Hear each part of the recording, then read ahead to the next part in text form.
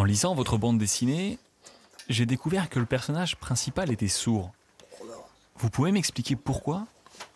Pourquoi avoir choisi un personnage sourd dans votre BD? Alors, mon frère est sourd. Et depuis longtemps, j'avais envie, dans un projet de bande dessinée, de faire quelque chose autour de la surdité. Et donc, j'ai pris le parti de faire ce personnage principal, sourd, et d'aborder l'album avec une partie en langue des signes.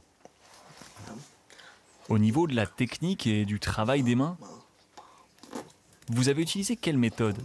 Parce que c'est vraiment très précis, et puis il y a un vrai respect de la syntaxe, de la grammaire. Ça a dû être un travail énorme. Vous pouvez m'en dire plus sur la façon dont vous procédez?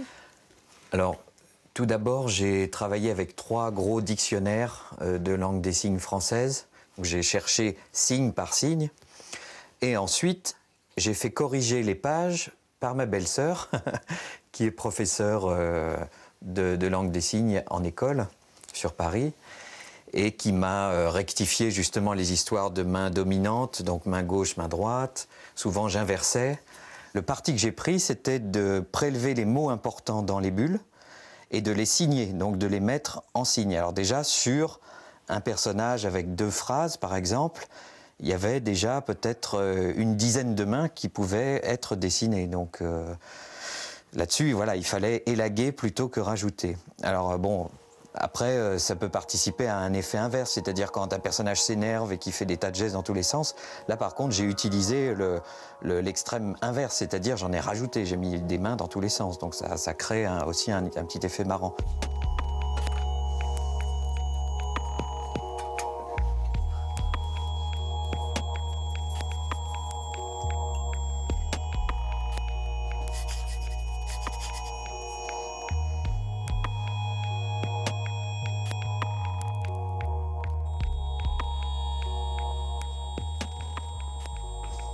Alors, au cours de cette enquête, on a découvert les différentes étapes de la création de la bande dessinée.